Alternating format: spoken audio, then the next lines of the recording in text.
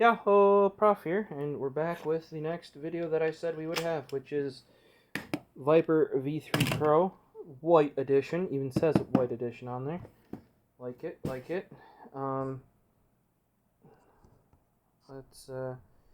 get you unlocked. Oh jeez, how tight did I make that? Over here, we got a Paisley Pays. Being all cute. Yeah, you sleepy, Paisley? Are you tired? You're very tired, aren't you? Oh, you're so tired. Yeah. That's her spot where if I'm working at the desk, I gotta keep it open. Otherwise, like I had some of the boxes lined up there to make it easier to open them up, and she just pushed them all out of the way. So yeah, if you want to check out the previous video, I covered actually Ferret Noise, which is Yayoi, bassist from Tsushima Rire's solo project. Just a quick unboxing, showed what I ordered. Realized I forgot to order the single in physical form. Boop boo. Also, we got a Hangouts message. It's not Hangouts anymore, whatever you call it. Apparently, Square's ordered a not Rocket Cone Pure Air in white because they're not Rocket anymore. They're Rocket, or Rocket is actually the technical, but there was a cat logo, so it was Ro and then cat. Or Roke, and then cat, Ro, I don't know. Yeah, they're now Turtle Beach. So, whomp. I gotta reach out. I think a lot of the PR and stuff where they're changed, so we'll have to see if I can get in on that still. But he's picking up a Turtle Beach Pure Air. This is what I decided to pick up. Let's, give us a quick referential treatment here. That's what we're going to need there. Why did I pick up a Viper V3 Pro? Well, the reason is that the Viper V3 Hyperspeed has been my main secondary mouse for months. I always keep one Razer mouse as my secondary mouse. You're like, secondary mouse? Yes. Lately, I don't know, since the XE has come out, it has been my main, and not even just the wireless XE. That has significantly increased it, but effectively since the XE has come out, period, basically all the changes they made are perfect for me and my grip. You can see I've polished down. It's hard to tell in the yellow, but I've literally polished down the plastic and coating on this dang thing. If I replace it, I'll probably go orange because I have the wired orange one at work.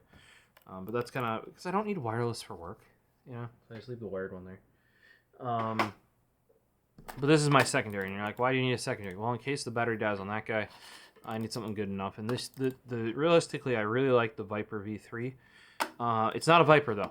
I don't know which one to call it. They renamed the old Viper shape the Cobra, and only the mini one.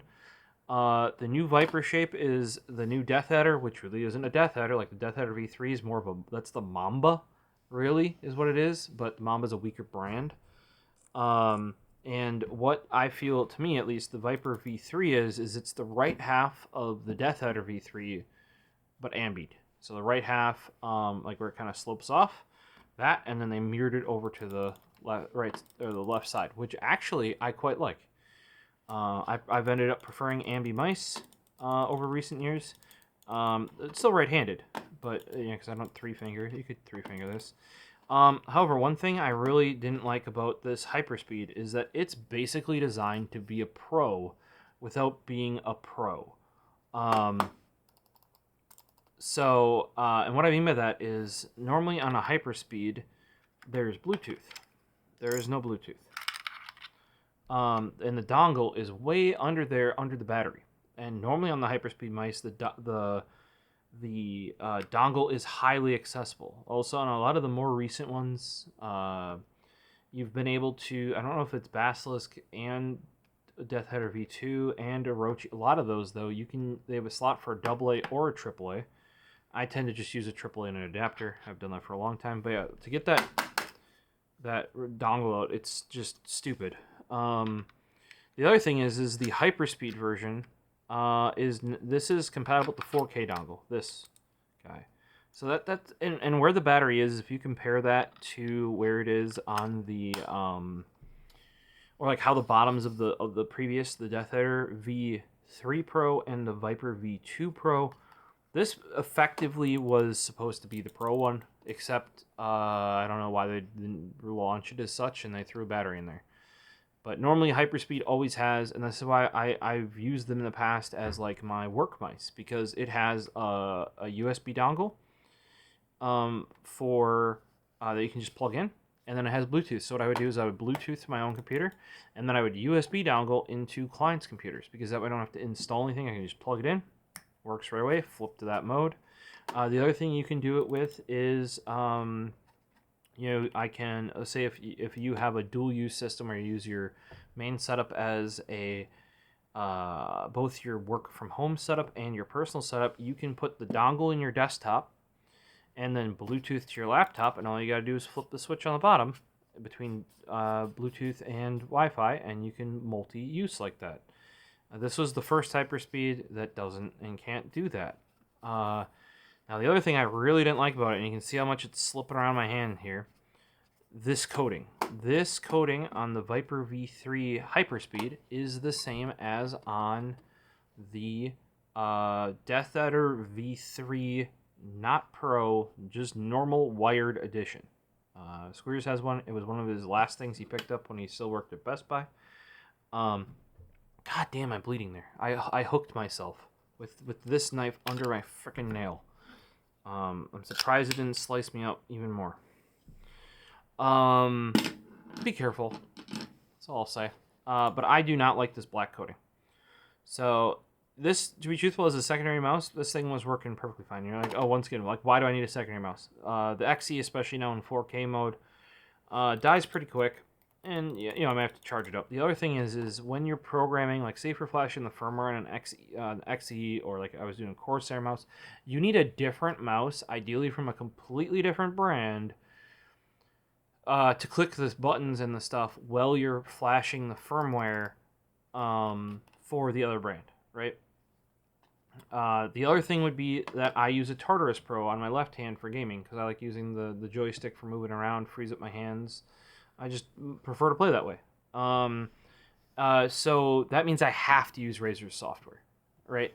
So then there's also games that like do not make it easy to program. Like if you want this to be throw grenade, there's no easy way in the game to do it. So what you can then do is, I think this is usually melee, so this is doing like often F or whatever other melee keys are, and this is G for grenade, right? Well, often, like in a lot of games, you can just be like, oh, yep, forward button is melee, back button is grenade. Some games do not like that, or they only let you have a single bind. A lot of more modern games will let you have 2 or even 3 binds for the same action. Then I'll program it to the mouse, but I don't really like messing with the default. And there are some games that you can't, or it really messes with things, because if you start moving stuff around, it'll change other ones. So often then when it's easier is you just program the mouse. If you want this to be grenade, you just program this key to be G. Via profiles rather than via the software, rather than doing it like on the mouse.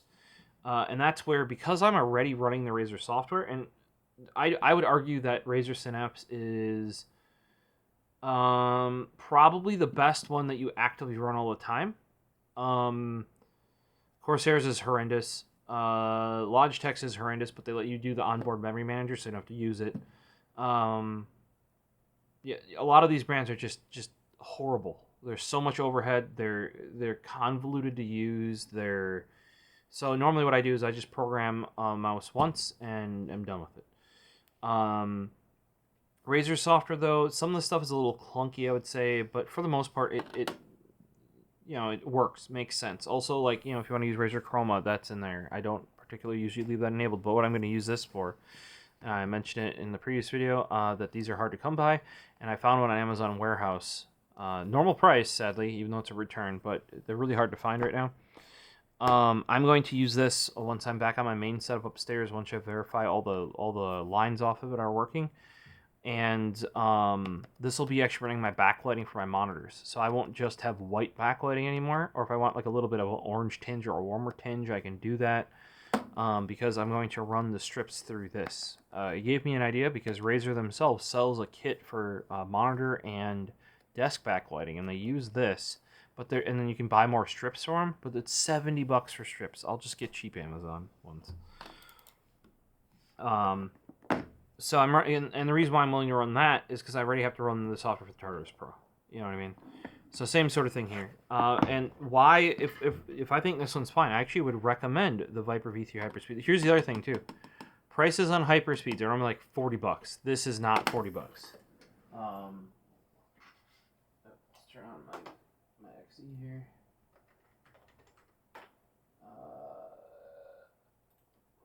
Viper.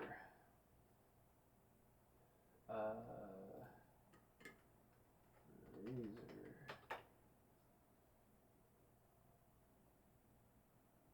Alright, so $70, right? $70. Whereas like here, Basilisk V3 Hyperspeed, $60. That's a V3 too with RGB. It was even cheaper for the V2. Let's look at Hyperspeed. I want to say they're $40-50 for a wireless Hyperspeed mouse.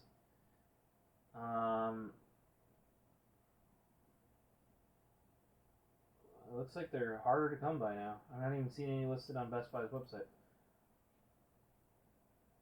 But like traditionally,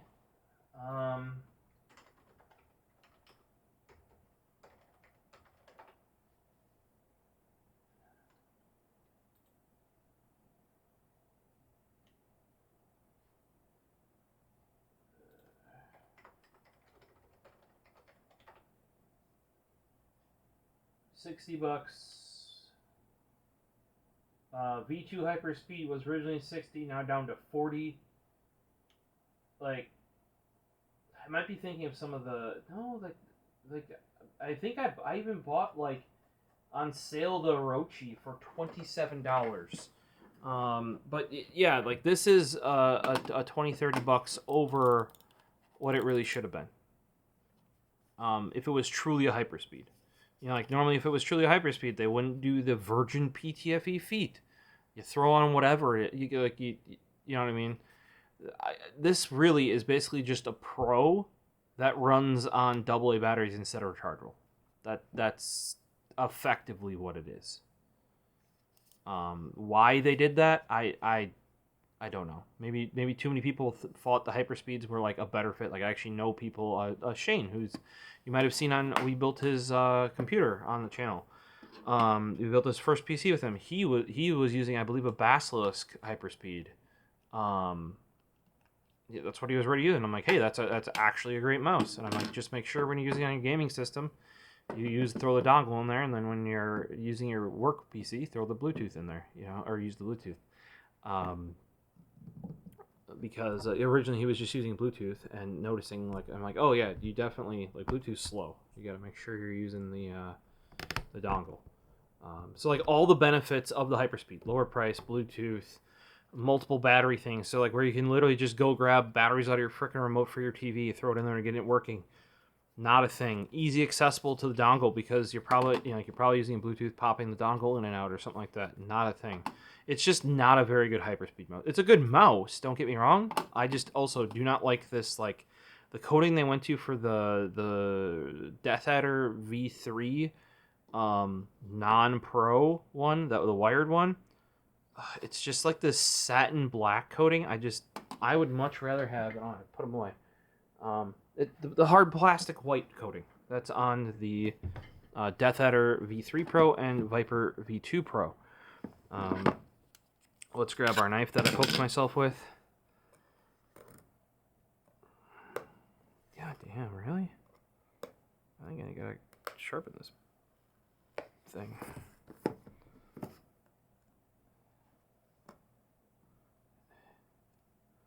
Really?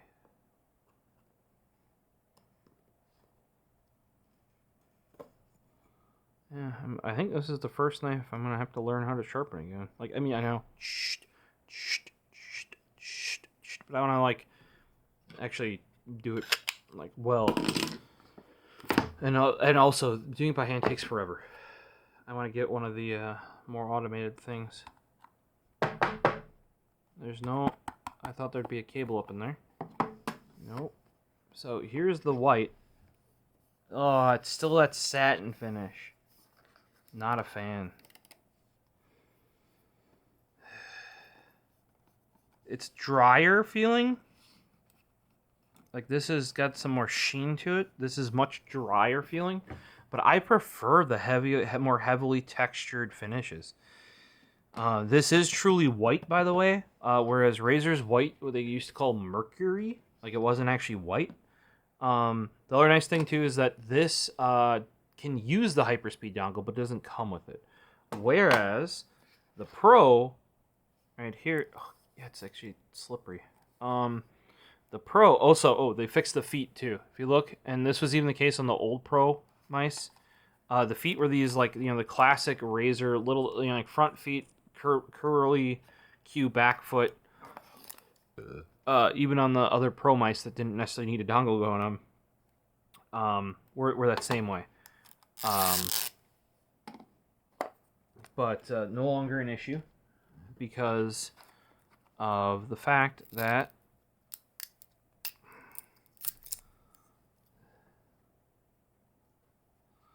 is this gonna line up next to this? It sure will.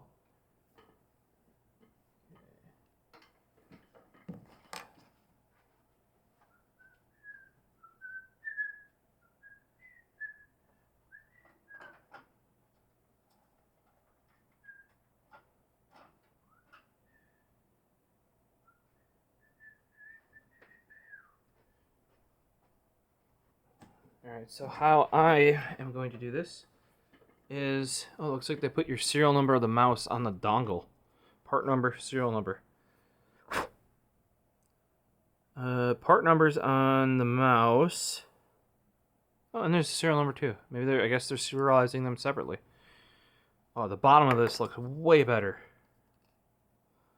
Also, they moved the sensor back to the middle. Razer tried selling that as an advantage on this. If you guys are wondering if they were truly trying to make like it being slightly more forward, it's not where the grip is because the grip's through here, right? They should have put it all the way forward like that. Look at there. That's much closer to where the grip is in the middle. Like bow. What I was grabbing was one of these, which is a USB to USB-C adapter, USB-C to USB-C, because what I do is I basically turn this guy into a giant dongle and just plug that in. USB-C to USB-C. Now, if that doesn't work for you, I do have... here. See, here's a USB-C to USB-A, but the good ones don't taper. So it's like big square, and then that no fit. So you can get these little extensions. These are super nice because a lot of mice and a lot of other like weird devices, I feel like engineers have forgotten what this is for. That's strain relief. When I go like this, it's supposed to bend and relieve strain from the cable. And this is a fairly stiff one from the Razer Viper V3 Pro here. It's actually like really stiff. Like it doesn't deform at all. But the strain relief is another thing entirely. When I bend this cable, it just bends after the strain relief. No, what's supposed to bend is it's supposed to bend in this. Look at that. That's not even rubber. That's just hard plastic. So that this bends and it's protected and supported. It doesn't just bend after cable. Have engineers forgotten what they're doing?